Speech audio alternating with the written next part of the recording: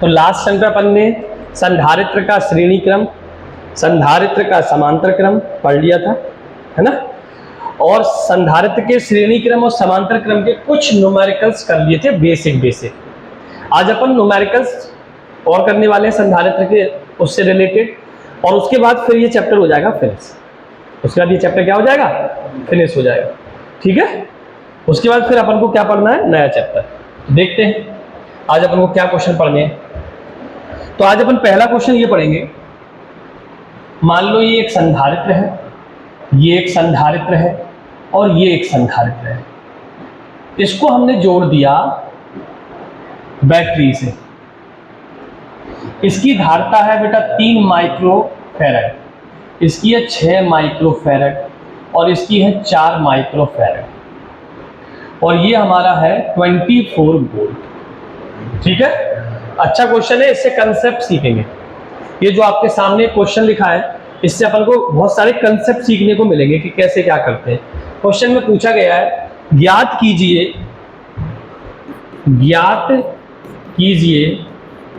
क्या ज्ञात करना है, पहले संधारित्र की कुल धारिता, तो सी इक्विवेलेंट को हम बोलते हैं कुल धारिता। इस संधारित्र की कुल धारिता, इस परपथ की कुल धारिता कितनी है ये निकालना है। दूसरे नंबर पे निकालना है इसमें कितना आवेश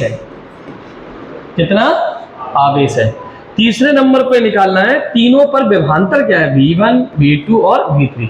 मतलब इस पर विभवांतर V1 कितना है, इस पर विभवांतर V2 कितना है और इस पर विभवांतर V3 कितना है, जबकि कुल विभवांतर आपका कितना है, 24 वोल्ट। बात समझ में आई, क्वेश्चन समझ में आया, आ गया ना क्वेश्चन समझ में। तो इस क्वेश्चन को करना सीख लो तो मतलब आधे से ज्यादा प्रॉब्लम तुम्हारी सॉल्व हो जाएगी। तो सबसे पहले आपको पता है ये दोनों किस में जुड़े, समांतर क्रम में जुड़े, समांतर क्रम में जुड़े हैं कि नहीं। तो समांतर क्रम में जुड़े हैं तो इसका सूत्र क्या होता है समांतर क्रम का, C dash equal to C1 plus C2, C dash equal to C1 plus C2। ओ भैया बेंच पे मत देखो, इधर देखो, C dash equal to C1 plus C2। तो C1 प्लस C2 चूंकि 3 है, C1 C2 C3, तो अपन इसको ऐसे भी लिख सकते हैं C dash equal to C2 plus C3। ये C2 है, ये C3, C2 प्लस C3। तो C2 कितना है 3 और C3 कितना है 6 और 3 कितना हो गया 9 माइक्रोफैरड, हो गया 9 माइक्रोफैरड। समझ में आ गया। अब ये दोनों श्रेणी क्रम में जुड़े हैं, तो ये दोनों हमारा नया सर्किट बन जाएगा, ऐसा नया सर्किट हमारा बन जाएगा।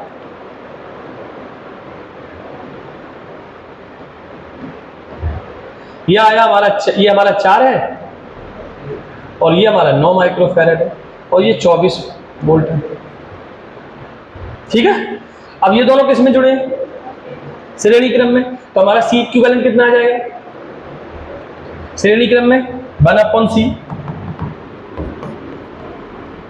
1/4 प्लस 1/9। एलसीएम कितना आएगा 36, 9 चौको 36, 4 9 36, तो ये आ जाएगा 13/36। तो C इक्विवेलेंट कितना आ जाएगा 36/30, ये ऊपर चला जाएगा, तेरा नीचे आएगा माइक्रोफैरड। पता बात समझ में आ गई। पहले ये दोनों समांतर क्रम में थे, समांतर क्रम में जोड़ लिए, फिर ये दोनों सीरीज में श्रेणी क्रम में थे, श्रेणी क्रम में जोड़ लिए, तो कुल धारिता आ गई। पहला आंसर तो आ चुका है, आ गया। अब अपन को क्या निकालना है, कुल आवेश। तो दूसरा, ये तो पहला आ गया, अब इसके बाद दूसरा कुल आवेश क्या होता है, Q, कुल धारिता CV होता है ना, CV। तो कुल धारिता कितनी आई है 36/30 और V कितना है 24, तो इसका मल्टीप्लाई कर दो। या अपन इसको इजी बनाने के लिए ऐसा भी कर सकते हैं, इसको अपन क्या ले लेते हैं, इसको अपन 26 ले लो, चलो थोड़ा सा इजी हो जाएगा, 26 वोल्ट दिया गया है, ठीक है। अगर ये 26 वोल्ट दिया जाएगा तो ये अपना इजी हो जाएगा, यहाँ से 36 तो ये 26 होगा, तो 13 2 जा 36 इंटू 2 कितना हो गया हमारा 12, 3 6 और 1 7 माइक्रो कूलम। मान लो आपको यहाँ पर 26, अपन को तो कंसेप्ट सीखना है, अपन को कैलकुलेशन नहीं सीखनी, अभी 24 से क्या होता है, मल्टीप्लाई करते डिवाइड देते पॉइंटों में आता। अपन को कंसेप्ट सीखना कि कैसे चार्ज निकाला। मान लो 26 दिया तो 26 रख दिया, 24 दिया जाएगा 24 रख देना, कोई दिक्कत नहीं। आ गया बात समझ में? दूसरा क्लियर है? तो दूसरा भी क्लियर हो गया। अब आते हैं विभवांतर V1 V2 और V3 पर। तो आपको मैंने बताया था श्रेणी क्रम में आवेश नहीं बढ़ता, श्रेणी क्रम में आवेश, तो जितना आवेश कुल आया है वही इस पर भी है 72 और इस पर भी है 72 माइक्रोकूलम, है कि नहीं? कुल आवेश सेम होगा कि नहीं होगा? क्योंकि बताया था श्रेणी क्रम में आवेश नहीं बढ़ता, विभवांतर बढ़ता है। तो यहां पर आवेश पता है, धारिता पता है, तो यहां विभवांतर पता नहीं चल पाएगा। V1 कितना होगा? QC1, Q कितना है 72 और C1 कितना है 4। तो यहां से उल्टा लिख दिया, सॉरी,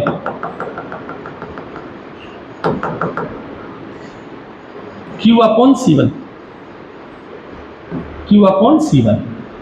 यहां से अगर मैं Q V निकालूंगा तो C का डिवाइड, तो Q/C1। Q कितना है 72 और C1 कितना है 4। तो 4 से कट जाएगा, 4 एकम 4, 3 बचेगा, 8 चौको 32।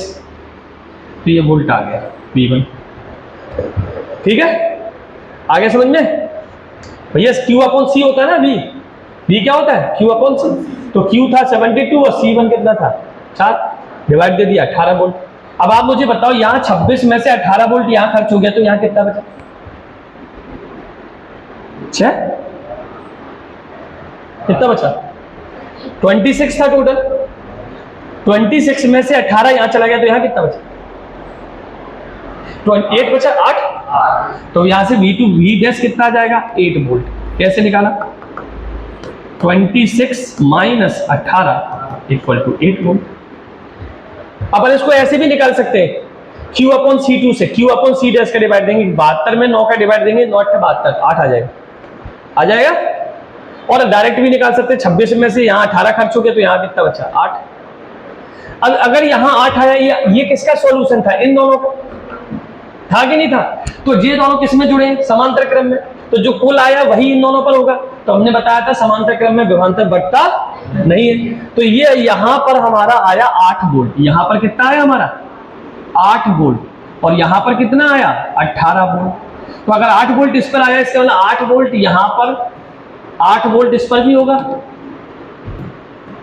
और 8 वोल्ट इस पर भी होगा। दोनों पे समांतर क्रम में समान रहता है। इसका मतलब यहां लिख सकते हैं V1 equal to V2 equal to V', जो कि कितना है? 8 वोल्ट। सॉरी, V2 और V3। V1 तो पहले निकाल दिया, तो आपको तीनों चीज निकाली। V1 कितना है? 18, V2 और V3 कितना है? 8। आ गया समझ में? कंसेप्ट क्लियर है? फिर से एक बार समझा देते हैं। देखो, ये आपको एक डायग्राम दिया गया था 3, 6, 4 और 26। आपसे बोला था कुल धारिता ज्ञात करो। तो ये दोनों समांतर क्रम में, समांतर क्रम में सीधा जुड़ जाता है। 6 और 3 9, फिर 9 और 4। अब इन दोनों को, ये दोनों समान श्रेणी क्रम में, तो श्रेणी क्रम में सॉल्व करके आया 13/36। यहाँ से C इक्विवेलेंट निकालेंगे तो ये ऊपर चला जाएगा, ये नीचे आ जाएगा, ये आंसर है। पहला समझ में आ गया? आया कि नहीं आया? बताओ क्या कहते हो? आ गया। अब कुल आवेश निकालना है, तो कुल आवेश क्या होता है? कुल धारिता इंटू विभव। कुल धारिता हमारी 36/13 और विभव हमारा 26। तो यहां से हमारा क्या आ गया? कुल आवेश। अब आवेश बढ़ता नहीं है, तो आवेश इस पर भी 72 है, इस पर भी, तो 72 आवेश है, धारिता 4 है। तो Q/C1 से निकाल दिया 18 वोल्ट आया, और 72/9 से निकाल दिया 8 वोल्ट आ गया। या फिर ऐसे कर लो, 26 में से 18 गया, 8 वोल्ट बचा। अब यहां अगर 8 वोल्ट आया, तो ये तो इन दोनों का सॉल्यूशन था ना, तो ये दोनों तो समांतर क्रम में है ना, तो इस पर भी 8 वोल्ट, इस पर भी 8 वोल्ट। तो तीनों का विभवांतर निकालना। क्लियर? अगला क्वेश्चन एक बार और देखें। देखो एक क्वेश्चन,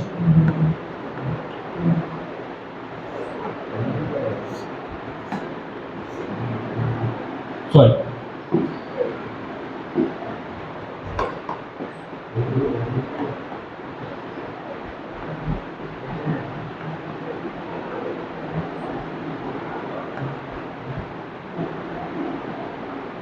ध्यान से सुनना। ये है मान लो 3 माइक्रोफैरड, ये है बेटा 3 माइक्रोफैरड,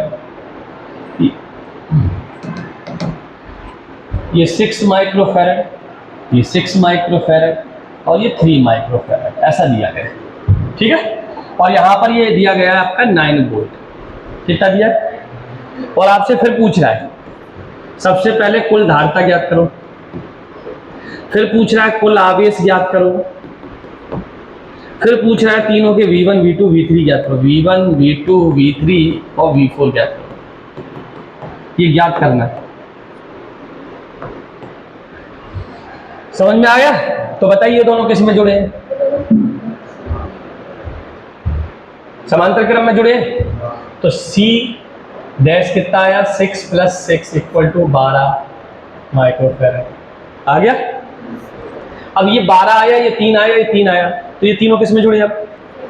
तो C इक्विवेलेंट श्रेणी क्रम से ऐसे निकाल सकते हैं क्या? 1/3 + 1/12 + 1/3 निकाल सकते हैं कि नहीं श्रेणी क्रम में? तो एलसीएम कितना है? 12, 4 × 12, 12 एकम 12, 4 × 12। 3 का डिवाइड 12 से देंगे 4 आएगा, 4 का मल्टीप्लाई 1 से करेंगे 4 आएगा, 12 का डिवाइड 12 से देंगे 1 दे, 1 का मल्टीप्लाई करेंगे 1 आएगा सेम। तो 8 और 1 9, तो ये 12, ये 3 और ये 4। तो यहां से C इक्विवेलेंट हमारा कितना आ जाएगा? 4/3 माइक्रोफैराड आ जाएगा कि नहीं आ जाएगा? आ जाएगा। अब दूसरे नंबर पे पूछा था कुल चार्ज, तो कुल आवेश होगा C equivalent × V। C equivalent है 4/3 और V है 9, कट जाएगा, कितना आ गया? 12 माइक्रोकूलम। दूसरा भी आ गया, आ गया। तीसरा पूछा था V1, तो V1 यहां पर 12 माइक्रोकूलम है, यहां पर भी 12 माइक्रोकूलम है, और इन दोनों को जो सॉल्व करके आया था उस पर भी 12 माइक्रोकूलम था, दोनों पर मिलके।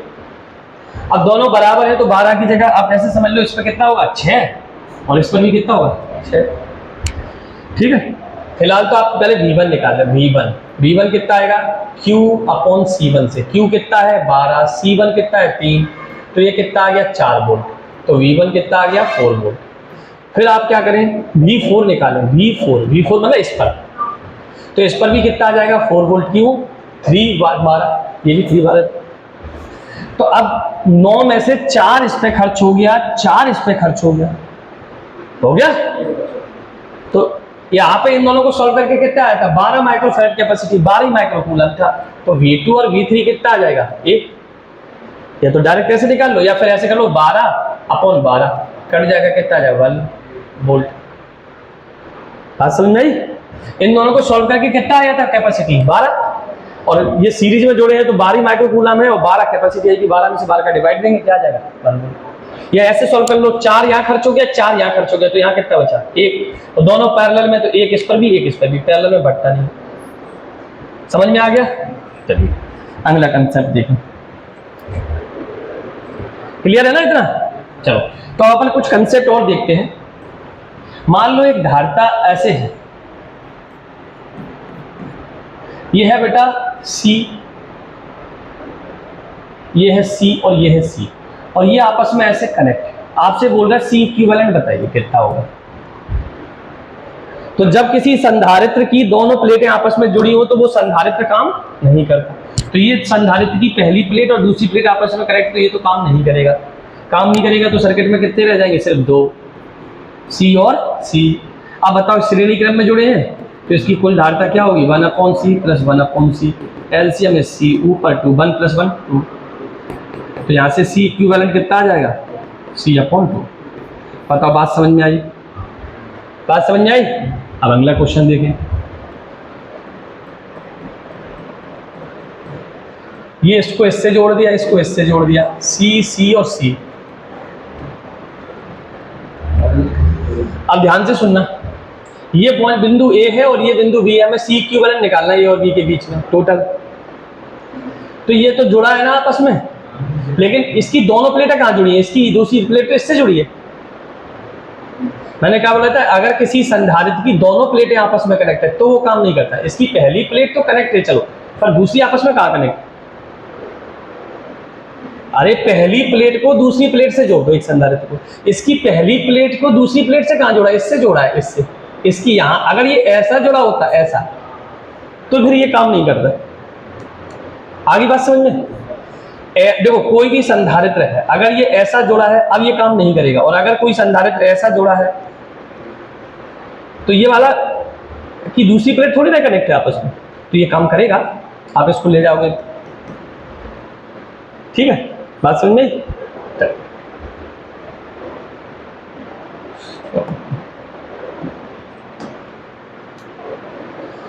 अब इसको कैसे सॉल्व करना है, बड़ा समस्या। तो एक तार होता है, एक तार में तुम कहीं भी पॉइंट मान लो, कोई दिक्कत नहीं, यहाँ पे भी ए पॉइंट मान लो, यहाँ पर भी ए पॉइंट मान लो, यहाँ पर भी मान लो, यहाँ पर भी, कोई दिक्कत नहीं। तार में पोटेंशियल डिफरेंस आता है तब पॉइंट बदलता है, पोटेंशियल सेम है तो तार का पॉइंट सेम है। तो ये पॉइंट अगर ए है तो यहाँ पर भी पॉइंट क्या होगा ए, और ऐसे घूम के जाएंगे तो यहाँ पर भी क्या होगा ए। सेम तार है ना, मतलब ये तार में कोई कैपेसिटर जुड़ा है क्या? नहीं।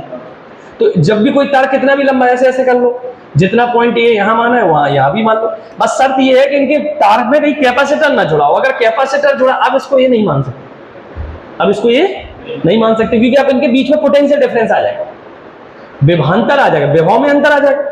तो इसका विभव अलग है, इसका विभव तो सेम कैसे हो जाएगा? और इस अभी अगर नहीं जुड़ा है तो सेम है, तो विभव सेम है तो बिंदु भी सेम है। तो यहां पर अपन को क्या करना है ऐसे केस में, अब आपको यहां समझाते हैं ना। देखो यहां ए था, ये इसमें संधारित्र नहीं जुड़ा था तो इसको भी ये मान लिया, और यहां बी है, यहां बी है तो इसको भी बी मान लिया। अब आप देखो ए और बी के बीच में कितने जुड़े, ए और बी के बीच में, ए बी के बीच में एक सी, ए और बी के बीच में दूसरा सी, और ए बी के बीच में तीसरा सी। तो ये तीनों ए बी के बीच में जुड़े। अब ये दिख रहे होंगे किसमें? समांतर क्रम में। तो आंसर क्या आ जाएगा हमारा? C plus C plus C equal to 3C। फिर से एक बार समझा देते हैं। जैसे मान लो एक संधारित्र ये है, एक संधारित्र ये है, एक संधारित्र ये है। अगर इस तार को ऐसे जोड़ दिया तो ये बिंदु A और ये बिंदु A समान हो जाएगा। हो जाएगा कि नहीं? हो जाएगा कि नहीं? हो जाएगा कि नहीं? अब मैं आपसे बोलूं A और B के बीच में कुल धारिता क्या होगी? तो A और B के बीच में तो कुल धारिता C के लिए, ये तो काम ही नहीं कर रहा है, क्योंकि जो यहां से आवेश जाएगा वो ऊपर वाली लाइन से होती हुई इसमें निकलेगा, वो इधर से जाएगा ही नहीं। लेकिन अगर ये तार यहां से और जोड़ दिया जाए, अब क्या होगा? अब ये होगा कि ये बिंदु अगर A है तो ये बिंदु B था, तो ये बिंदु भी B हो जाएगा, क्योंकि मैंने आपसे बोला ना तार कितना भी लंबा हो समान बिंदु होते हैं। यहां से तार कितना भी लंबा है, इसमें कोई भी धारिता संधारित्र नहीं जुड़ा है, तो ये बिंदु B होगा, जो बिंदु A है वही बिंदु A होगा। होगा कि नहीं? और ये बिंदु A है तो ये बिंदु B। अब A और B के बीच में कितने जोड़े? A B के बीच में 1, A B के बीच में 2, A B के बीच में 3। तो A B के बीच में 3 जोड़ दिए, तीनों किसमें दिख रहे हैं? समांतर क्रम में। आंसर आ गया। और अगर ये नहीं जुड़ा होता तो ऐसा ही होता केवल, तो फिर A B के बीच में हमारा केवल C आंसर होता। क्यों? A है और B है। अब A B के बीच में सिर्फ एक ही तो जुड़ा है, B से इधर कनेक्ट तो है ही नहीं, तो इधर B मान नहीं सकते। इसके बात समझ में आ गई? अब एक और कंडीशन देखें। अगर कभी भी ऐसा डायग्राम बना हो, ध्यान से देखना, ये C1, ये C2, ये C3 और ये C4, और ये बीच में C5। तो ऐसे को सॉल्व करने के लिए आपको एक कंडीशन चेक करनी पड़ेगी, C1 upon C2 equal to C3 upon C4 होना चाहिए। अगर ऐसा है तो ये पांचवा वाला हट जाता है, ये काम नहीं करता। अगर C1 upon C2 equal to C3 upon C4 है तो ये वाला हट जाएगा, और जब ये वाला हट जाएगा तो फिर सॉल्यूशन तो बड़ा आसानी से हो जाएगा। देखो कैसे,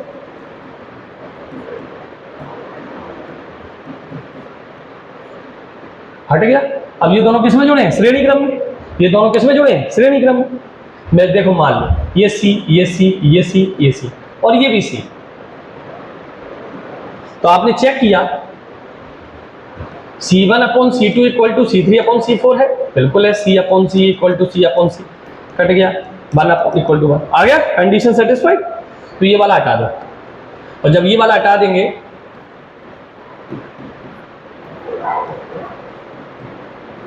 अब C C C C, ये दोनों किसमें? श्रेणी क्रम में। तो C डैश आ जाएगा C अपॉन 2। ये दोनों भी किसमें? श्रेणी क्रम में। तो C डबल डैश भी आ जाएगा C अपॉन 2। अब आप इसको जब सॉल्व करेंगे, ये C अपॉन 2 आया, ये भी C अपॉन 2 आया। दोनों किसमें, इसमें समांतर क्रम में। तो समांतर क्रम में C इक्विवेलेंट कितना आ जाएगा, C/2 प्लस C/2। तो ये 2 आ गया, ये 2C आ गया, C 2 से 2 कट गया, तो C इक्विवेलेंट कितना आ गया। बताओ बात समझ में आई। क्या हुआ, ये कंडीशन, ये नोट है, ये नोट है एक तरीके से। अगर ऐसी कंडीशन होती है तो ये बीच वाला हट जाता है, ठीक है। तो आपने चेक किया इसमें C1/C2, C1/C2, C3/C3 बराबर है, तो बीच वाला हटा दो। अब ये दोनों श्रेणी क्रम में, ये दोनों श्रेणी क्रम में, सॉल्व कर लिया, फिर ये दोनों समांतर क्रम में। अभी ये क्वेश्चन आप लोग कर सकते हैं क्या, जैसे मान लो एक क्वेश्चन घर से करके कोशिश करना घर से हो जाए, है ना। ये 2 माइक्रोफैरड, 3 माइक्रोफैरड, 4 माइक्रोफैरड, 6 माइक्रोफैरड और 5 माइक्रोफैरड। कैसे चेक करेंगे, 2/3, 4/6, 4 से कट जाएगा 2 से 3, 2/3 आ जाएगा, तो कंडीशन सेटिस्फाई हो जाएगी। देखो 2/3 और 4/6, 2 से काट दो, 2/3 बस, कंडीशन सेटिस्फाई, ये हट जाएगा। इन दोनों को श्रेणी क्रम में सॉल्व करना, इन दोनों को श्रेणी क्रम में सॉल्व करना, फिर दोनों को समांतर करना। आ गया। तो इस वाले क्वेश्चन को घर से करना है ना। अब अगला क्वेश्चन देखते हैं। देखो मान लो ये एक प्लेट है ऐसी, और एक प्लेट भी है, इसकी बीच की डिस्टेंस है d, कितनी है d, ये भी है d, प्लेटों का एरिया है a। आपसे कह रहा है कुल धारिता बताइए। संधारित्र, समांतर प्लेट संधारित्र कितनी प्लेटों से मिलकर बना होता है, समांतर प्लेट संधारित्र कितनी प्लेटों से मिलकर बना होता है, 2 प्लेटों से। तो एक प्लेट है ये एक बिंदु से एक बी से कनेक्ट है, तो ये एक संधारित्र बन गया, इसकी धारिता होगी C1, एक ये बन गया C2। कितने संधारित्र हैं इसमें, 2, एक ये एक ये। क्यों भैया, 2 बिंदु लेते हैं, एक बिंदु A एक बिंदु B, एक प्लेट A से कनेक्ट होनी चाहिए, एक प्लेट B से। तो देखो इसकी ये वाली प्लेट A से कनेक्ट है और ये वाली प्लेट B से कनेक्ट, और जरूरी थोड़ी कि प्लेट ऐसी ही कनेक्ट हो, ऐसी इसको बिंदु A मान लो, क्या दिक्कत है, इसको बिंदु B मान लो, क्या दिक्कत है। अभी भी आप कैपेसिटर निकाल सकते हैं, मुझसे क्या फर्क पड़ता है, समझ गए। अब सुनना, संधारित्र की पहली प्लेट का, समांतर प्लेट संधारित्र का क्या होता है सूत्र, A/0/d, यही होता है समांतर प्लेट संधारित्र की धारिता का सूत्र। और दूसरी प्लेट की भी डिस्टेंस d है, तो इसका एरिया A है, A/0/d। अब दोनों किसमें जुड़े हैं, A और B समांतर क्रम में, देख रहे हैं। तो समांतर क्रम का फॉर्मूला क्या होता है, C1 + C2। तो ये C1 कितना है, अब आप इसको C मान लो, क्या दिक्कत है, ये भी C मान लो, तो C + C कितना हो गया, 2C। तो 2C की वैल्यू क्या, A/0/d। ध्यान से आगे समझ में। A और B के बीच में एक ये जुड़ा है, A और B के बीच में एक ये जुड़ा है, तो 2 जुड़े संधारित्र, ये इसके ऐसे संधारित्र बन जाएंगे, 1 2, ये C मान लो, ये C मान लो, तो ये सॉल्व हो गया। क्लियर। एक क्वेश्चन ये देखें,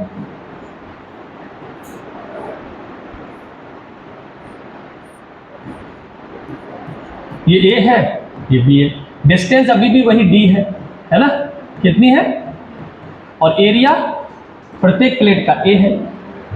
कुल धारिता निकालनी है, तो इसमें एक प्लेट देखो A और B, एक संधारित्र ये बन गया, एक संधारित्र ये बन गया, B और A, तो दूसरा ये बन गया, A और B, तीसरा ये। कितने संधारित्र हैं, तो 3 है, तो C इक्विवेलेंट कितना आ जाएगा, C + C + C = 3C। तो C इक्विवेलेंट हमारा आ जाएगा 3A/0/d। आ जाएगा कि नहीं। अब अगर ऐसा दिया जाए तो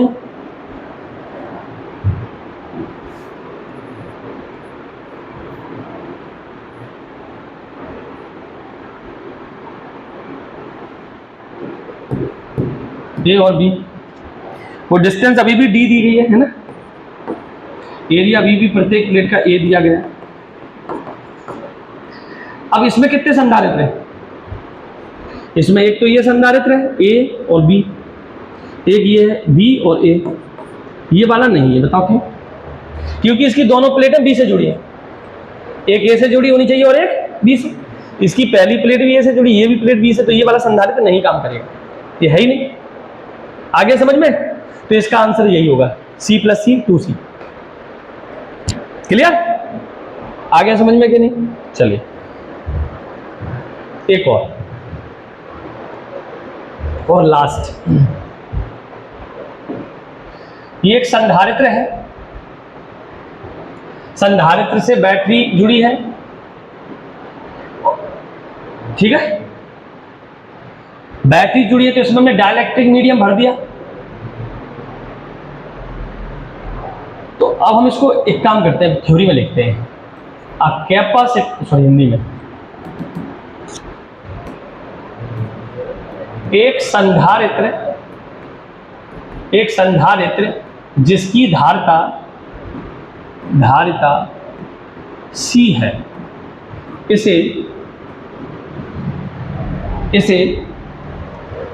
बैटरी से हटा दिया जाए, बैटरी को, इसके साथ जुड़ी बैटरी को हटा दिया जाए, इसके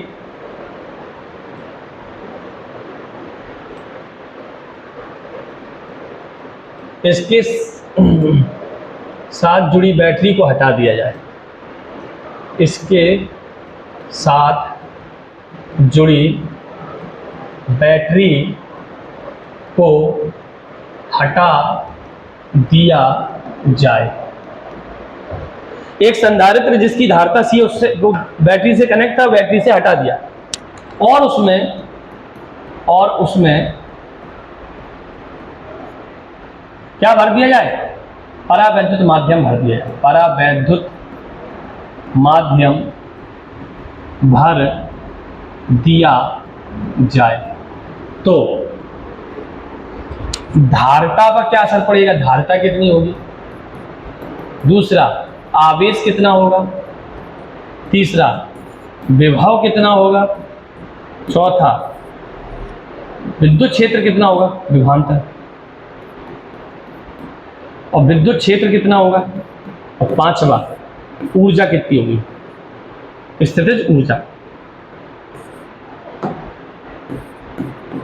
विद्युत स्थितिज ऊर्जा क्या होगी, सब बताना। ठीक है, ठीक है। क्या क्वेश्चन बोला? एक क्वेश्चन है बेटा, पेपर में पूछा जाता है, कभी कभार एमसीक्यू में आता है ना। अच्छा क्वेश्चन है, नीट में भी आया इससे क्वेश्चन, है ना। एक संधारित्र जो है उसकी धारिता C है, इसको बैटरी से हटा दिया जाए, बैटरी से पहले जोड़ा था, अब क्या कर दिया? हटा दिया, और उसमें एक परावैद्युत माध्यम भर दिया। तो बताइए संधारित्र की धारिता पर क्या असर पड़ेगा, आवेश पर क्या पड़ेगा, विभवांतर पर, विद्युत क्षेत्र पर, विद्युत स्थितिज ऊर्जा पर।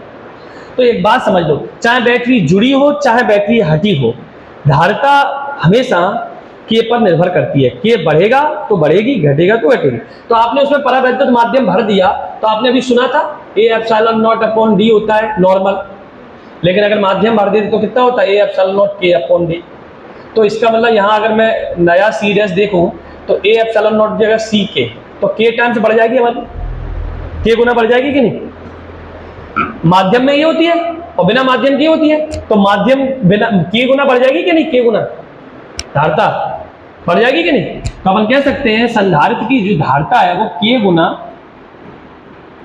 बढ़ जाएगी।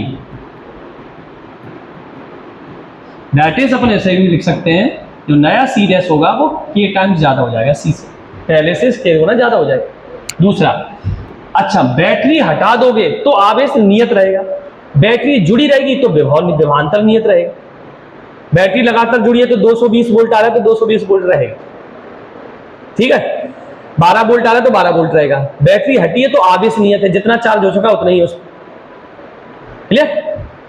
तो आपने यहां पे लिखा आवेश कैसा होगा? आवेश होगा नियत। नियत का मतलब दैट इज जो पहले आवेश था वही आवेश के बराबर है, क्लियर। आवेश, जैसे तुम बैटरी को हटा दिया, बैटरी क्या देती है? संधारित्र को चार्ज करती है। अब तुमने चार्जर हटा दिया तो वो चार्ज होगी, जितना था उतना ही रहेगा कि नहीं? तो आवेश कैसा हो गया? नियत। इसके बाद विभवांतर, तो विभवांतर का सूत्र होता है V = ध्यान से सुनना, Q/C। इसमें आवेश नियत है और C K गुना बढ़ गया तो ये K गुना क्या हो जाएगा, घट जाएगा। व्युत्क्रमानुपाती है, दिख रहा है। तो विभवांतर K गुना घट जाता है दैट इज, जो नया विभवांतर होगा वो V अपॉन K हो जाएगा। क्लियर। और विभवांतर अगर K गुना घट गया तो विद्युत क्षेत्र हमारा होता है E equal to V upon D से, अगर ये K गुना घट गया तो ये भी K गुना घट जाएगा, तो ये भी K गुना घट जाता है दैट इज, विद्युत क्षेत्र E जो है वो हमारी नई विद्युत क्षेत्र पहले से K गुना कम हो जाएगी। और विद्युत स्थितिज ऊर्जा, बेटा संधारित्र की विद्युत स्थितिज ऊर्जा होती है हाफ CV स्क्वायर, है ना, या होती है हाफ QV। ये फॉर्मूला है ऊर्जा का, है ना। अब आवेश तो नियत है, अगर ये K गुना घट रहा है तो विद्युत ऊर्जा भी K गुना घटेगी, तो ये भी K गुना क्या हो जाती है, घट जाती है दैट इज, ऊर्जा पहले से K गुना घट जाएगी। आगे समझ में, ये इससे MCQ बनता है एक क्वेश्चन पेपर में। बताइए एक संधारित्र है, उसमें से बैटरी को हटा दिया जाए, परावैद्युत माध्यम भर दिया जाए, तो बताइए उसकी विद्युत विभव पर क्या अंतर पड़ेगा। तो विद्युत विभव K गुना घट जाएगा, विद्युत क्षेत्र K गुना घट जाएगा, आवेश नियत रहेगा, धारिता K गुना बढ़ती है, धारिता तो हमेशा बढ़ती है। ठीक है, क्लियर। चलो अब यही क्वेश्चन में जो बैटरी को जुड़ी थी वो उसको हटाया, बैटरी को जोड़े रखते हैं। अगला क्वेश्चन क्या है, बैटरी कनेक्टेड है एक संधारित्र के साथ बैटरी जुड़ी रहती है और परावैद्युत माध्यम भर दिया जाता है, परावैद्युत माध्यम भर दिया जाता है। तो बेटा धारिता पर क्या असर पड़ेगा, धारिता पे, विभव पर क्या असर पड़ेगा, विभव पर, आवेश पर क्या असर पड़ेगा, विभवांतर पे, आवेश पर क्या असर पड़ेगा, विद्युत क्षेत्र पर क्या असर पड़ेगा, और विद्युत स्थितिज ऊर्जा पर क्या असर पड़ेगा।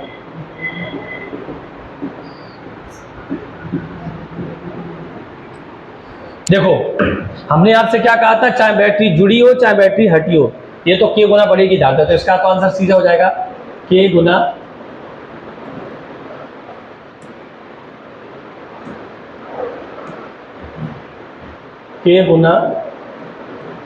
बढ़ जाती है, अर्थात नई धारिता जो होगी वो K टाइम्स हो जाएगी। ठीक है, इसके बाद विभवांतर, बैटरी जुड़ी है तो कौन नियत, बैटरी हटी है तो आवेश नियत, तो बैटरी जुड़ी है तो ये नियत हो गया, और अगर ये नियत हो गया तो जो नया अर्थात V डैश है वो V के बराबर है। अब आपने सुना होगा formula Q equal to CV, ये नियत है, अगर ये K गुना बढ़ रही है तो ये भी K गुना बढ़ेगा।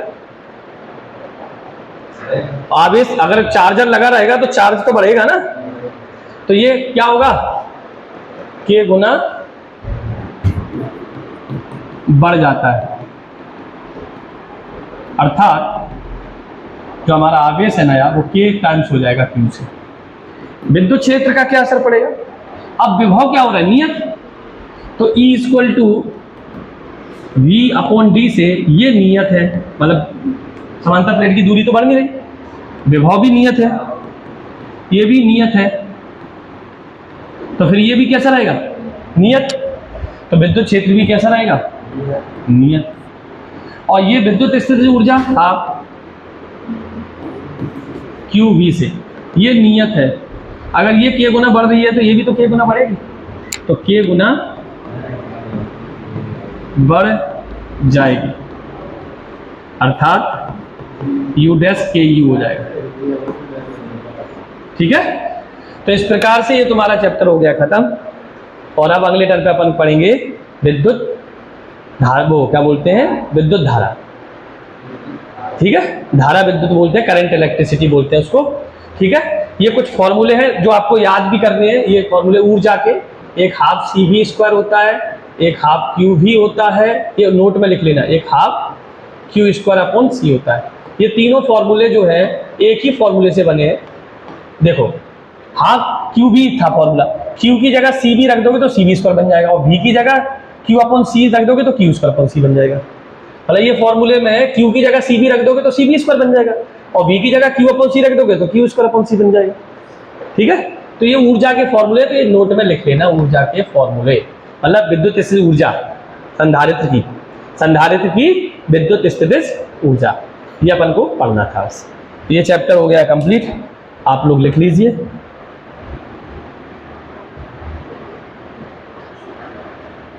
यहां से पढ़ाना स्टार्ट किया अपन ने, है ना।